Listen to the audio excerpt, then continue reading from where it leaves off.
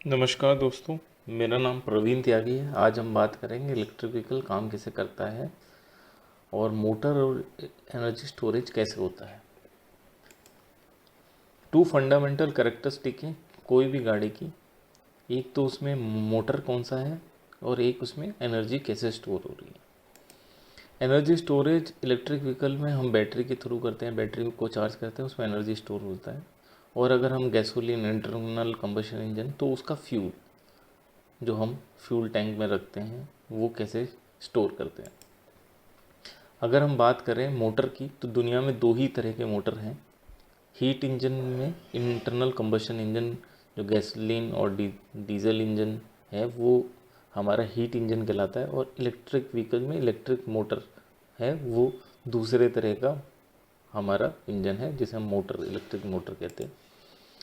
Heat engine कैसे काम करता है, इसमें दो वॉल लगी होती हैं, एक इनलेट वॉल एक एग्जॉस्ट वॉल। इनलेट वॉल क्या करती है, जो हमारी ताज़ा हवा है वो सिलेंडर के अंदर जब खुलता है इनलेट वॉल तो अंदर आती हैं। और एग्जॉस्ट वॉल जो गर्म गैसेस हैं, जली हुई गैसेस हैं, वो जब एग्जॉस्ट वॉल खुलते हैं तो वो बाहर चली जाती हैं। तो सबसे पहले जब पिस्टन ऊपर से नीचे आता है, फर्स्ट स्ट्रोक जब हम कहते हैं, उसमें हम फ्यूल इंजेक्ट करते हैं और हवा के साथ हम जो फ्यूल है वो सिलेंडर के अंदर डालते हैं।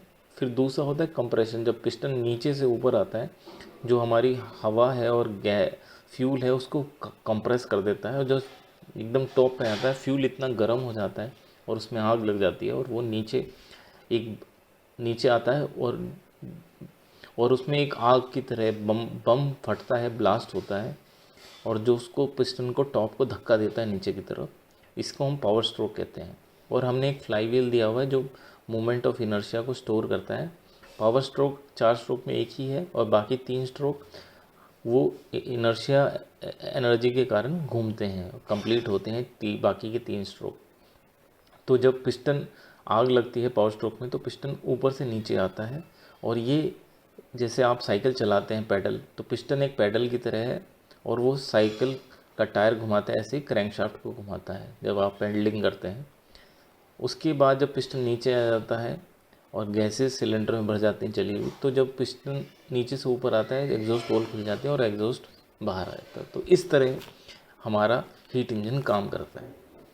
अब हीट इंजन के क्या ड्रॉबैक हैं। ड्रॉबैक सबसे ज़्यादा है इसमें, आपको पता है 100 से ज़्यादा फाइन क्राफ्टेड पार्ट्स हैं जिनको बनाना बहुत ही मुश्किल है, कॉम्प्लेक्स है। अब ये बहुत ज़्यादा हैवी होते हैं, बड़े होते हैं, इसी कारण ये एक्सपेंसिव होते हैं। इसमें आग लगती है, बहुत ज़्यादा गर्मी पैदा करता है, तो वीर एंड टियर ज़्यादा होता है, बहुत ज़्यादा मेंटेनेंस की ज़रूरत होती है, बार बार इसको मेंटेन करना पड़ता है। इसके बाद ये जो एनर्जी प्रोड्यूस करता है वो 75% ही वेस्ट कर देता है इन फॉर्म ऑफ हीट। और अगर हम बात करें स्पोर्ट्स कार की, तो 90% ऑफ एनर्जी हीट के रूप में वेस्ट हो जाती है। ये रिन्यूएबल एनर्जी पे काम नहीं करता है, जैसे सोलर और विंड पे ये काम नहीं करता है। ये बहुत ही ज़्यादा अनहेल्थली एग्जॉस्ट गैस पैदा करता है। ये हमारे एटमॉस्फेयर को बहुत हानि पहुंचाते हैं, हमारे स्वास्थ्य को भी बहुत हानि पहुंचाते हैं। आपको पता है gasoline, 1 litre gasoline 2.5 kg of CO2 पैदा करता है, जिससे हमारी ग्लोबल वार्मिंग होती है, हमारे ग्लेशियर पिघल रहे हैं जिसके कारण। अब हम बात करते हैं इलेक्ट्रिक मोटर कैसे काम करता है। Electric motor basically magnetic field पे काम करता है और ये पोलैरिटी के कॉन्सेप्ट पे काम करता है। आपने बचपन में देखा होगा, दो मैग्नेट अगर हम जोड़ते हैं, अगर उनके साउथ और नॉर्थ अपोजिट पोल हैं तो वो इधर चिपक जाती हैं, और आप साउथ और नॉर्थ करेंगे तो वो रिपेल करती हैं, एक दूसरे से दूर भागती हैं। तो इसी कॉन्सेप्ट पे हमने इलेक्ट्रिक मोटर बनाया है। तो इसमें क्या होता है, एक मैग्नेट रखते हैं, परमानेंट मैग्नेट, जिसका एक पोल नॉर्थ पोल एक साउथ पोल होता है।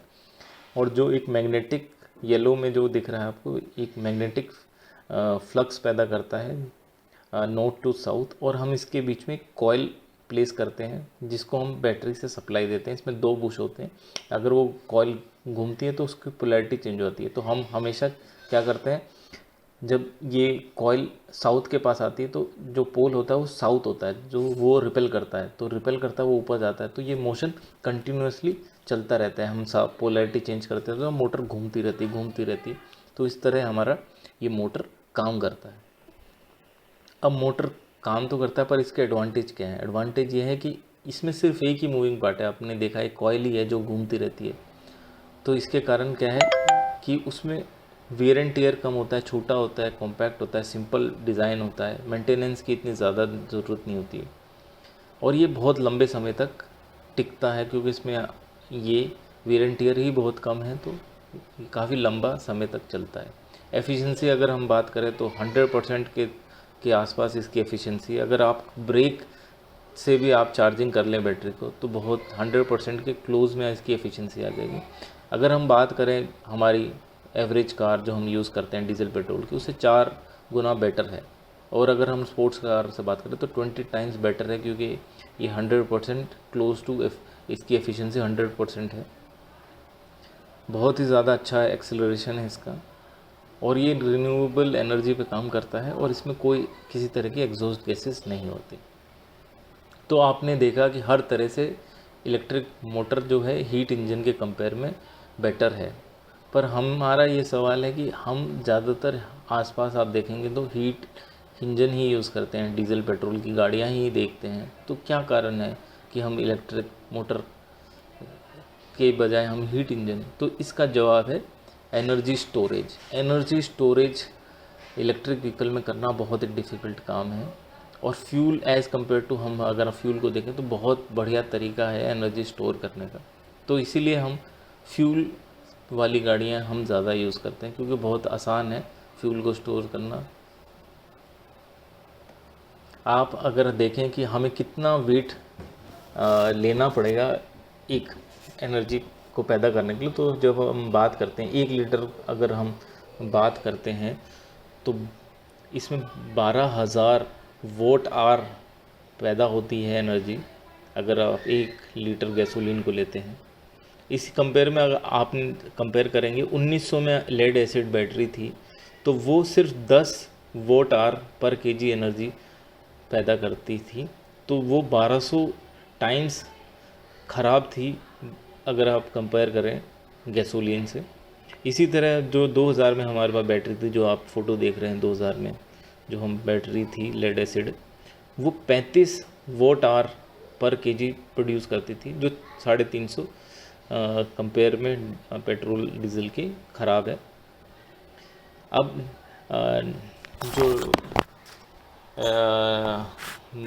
Lithium nickel metal hydrate battery है, निकल मेटल हाइड्रेट बैटरी जो 2000 में बनी थी, जिसका आप फोटो देख पा रहे हैं, ये 80 वोट आवर पर केजी एनर्जी प्रोड्यूस करती है, जो 150 टाइम्स वर्स है। इसके बाद लिथियम आयन बैटरी आई 2015 में, तो ये 250 वाट आवर एनर्जी पैदा करती है, 50 टाइम वर्स है अगर हम बात करें। फिर उसके बाद जो लिथियम बैटरी बनेगी भविष्य में 2025 में, वो लगभग 400 वोट आवर एनर्जी पैदा करेगी और 30 टाइम वर्स होगी। तो मतलब आप समझ सकते हैं जो 2015 की गाड़ी है वो 250, और भविष्य में जो बैटरी बनने वाली लिथियम एनर्जी 2025 तक, क्योंकि इतनी रिसर्च चल रही है मार्केट में, हर कोई बैटरी पे बहुत ज़्यादा रिसर्च कर रहा है, तो हमारा अंदाज़ा है कि 400 वोट आवर एनर्जी 2025 तक पैदा करने लगेगी, जो 30 टाइम वर्स होगा। अगर आप बात करें एक अभी रिसेंटली जो हम थियोरेटिकली बात कर रहे हैं लिथियम एयर बैटरी के बारे में, आप पढ़ सकते हैं, तो वो एक कॉन्सेप्ट है जिस पे रिसर्च चल रही है। वो क्लोज टू फ्यूल के एनर्जी प्रोड्यूस करेगा, जो 12,000 के लगभग आसपास एनर्जी प्रोड्यूस करेगा। तो सेम साइज़ जितना आप फ्यूल टैंक रखते हो उतना ही आपको उतना ही टैंक, उतने ही केजी का टैंक रखना पड़ेगा। तो ये भविष्य की बात है। अगर हम समझें, और ये अभी इसका पता नहीं है कब तक आएगी, क्या आएगा। अगर हम बात करें कितना अगर आप बैटरी यूज़ करते पुराने समय में, अगर लेड एसिड बैटरी 1900 की लेड एसिड बैटरी यूज़ करते तो आपको 500 किलोमीटर चलने के लिए 10,000 केजी की बैटरी रखनी पड़ती अपनी गाड़ी के ऊपर। मतलब एक हाथी को आपको अपनी कार के ऊपर बैठाना पड़ता। तो ये बहुत ही मुश्किल काम था उस वक्त, इसलिए इतना बड़ी बैटरी कौन लगाएगा अपनी गाड़ी में। इसलिए आसान तरीका है कि आप क्या करो, फ्यूल डालो, गाड़ी चलाओ। उसके बाद रिसर्च हुई, 2000 में लेड एसिड आई, तो 300 केजी के आसपास आपको 5 बैटरी रखनी पड़ेगी, मतलब एक राइनोसोरस को आपको कार के ऊपर रखना पड़ेगा ताकि आपको गाड़ी चलानी है। तो ये भी बहुत डिफ़िकल्ट काम था। इसके बाद निकल मेटल बैटरीज आई, उसको क्या है 800 केजी वज़न चाहिए 500 किलोमीटर के लिए, तो लगभग 20 के वज़न का आपको बैटरी रखनी पड़ेगी। पर अभी जो लिथियम आयन बैटरी आ रही है वो एक गोरिल्ला है, उसके वज़न का आपको बैटरी लेनी होगी। तो ये मच बेटर है, मच बेटर है। इसलिए आपने देखा है कि 2015 के बाद काफ़ी सारी इलेक्ट्रिक व्हीकल्स आ गई हैं, टेस्ला आ गई है, सब आ गई है। और हम बात करें 2025 की, तो एक पिक के जितना 200 किलो का एक पिक है, उसके उतना हम बैटरी इस्तेमाल करेंगे 500 किलोमीटर जाने के लिए। तो ये हम जो वज़न ले रहे हैं, ये ड्राइव ट्रेन को हम कंपेयर कर रहे हैं कि उसका ड्राइव ट्रेन जो मोटर है, जितने पार्ट्स हैं उनको मिला के, तो जो इलेक्ट्रिक गाड़ी होगी अब हमारी, वो 200 किलो कम वज़न की होगी जो हमारी आजकल डीजल पेट्रोल इंजन है। तो ये बहुत ही एडवांटेज है, लोग प्रेफर करेंगे। तो इससे हम समझ पाते हैं कि हमारी जो इलेक्ट्रिक मोटर है वो मच बेटर है, इन्वायरमेंट के लिए भी, एफिशिएंसी के लिए भी। तो इसका कंक्लूजन क्या है कि, और आप ये देखते हैं रिसर्च, बैटरी में इतनी ज़्यादा रिसर्च हो रही है आजकल, 2005 से शुरू हो गई थी बैटरी में, उसके बाद इसकी जो कॉस्टिंग है वो एक्सपोनेंशियली कम हो रही है। तो हम अनुमान करते हैं कि बहुत ही ज़्यादा कम होगी और आपको बड़े आसानी से बैटरियाँ मिलेंगी भविष्य में। और ये गाड़ियाँ बहुत सस्ती होंगी, इलेक्ट्रिक व्हीकल इतनी सस्ती हो जाएगी 2025 तक कि जैसे आप साइकिल लेते हैं, कार लेते हैं, मारुति ऑल्टो, इस उतनी कॉस्ट में आपको गाड़ियाँ मिलेंगी, क्योंकि इसमें क्या है, इलेक्ट्रिक मोटर है और आपकी बैटरीज हैं। तो ये इतना ज़्यादा इसमें फ़र्क आने वाला है। तो इलेक्ट्रिक व्हीकल्स मच बेटर हैं आपकी डीजल और पेट्रोल की गाड़ियों से। तो कंक्लूजन क्या है? कंक्लूजन यह है कि दो ही तरह के मोटर होते हैं, एक इंटरनल कंबशन इंजन, एक इलेक्ट्रिक मोटर। और इंटरनल कंबशन का कोई मैच नहीं है इलेक्ट्रिक व्हीकल से। और आपने देखा है कि पहले अगर आपको बैटरी से बनानी थी तो एलिफेंट के जितने, पर आज के टाइम में ऐसा नहीं है। आजकल इलेक्ट्रिक व्हीकल इतनी है लाइटर हो रही हैं कि वो पिग के साइज़ की जितनी हम बैटरी यूज़ करने वाले हैं। और बैटरी का प्राइस बहुत ही ज़्यादा चीप होता जा रहा है दिन प्रतिदिन। इतना रिसर्च हो रही है कि इलेक्ट्रिक व्हीकल की बैटरियाँ बहुत ही सस्ते में मिलने लगी है। बहुत बहुत धन्यवाद, आपने ये टॉपिक को बहुत ध्यान से सुना। बहुत बहुत धन्यवाद आप सभी का। अगली वीडियो में मिलते हैं जिसमें नेक्स्ट चैप्टर मैं आपको बताऊँगा।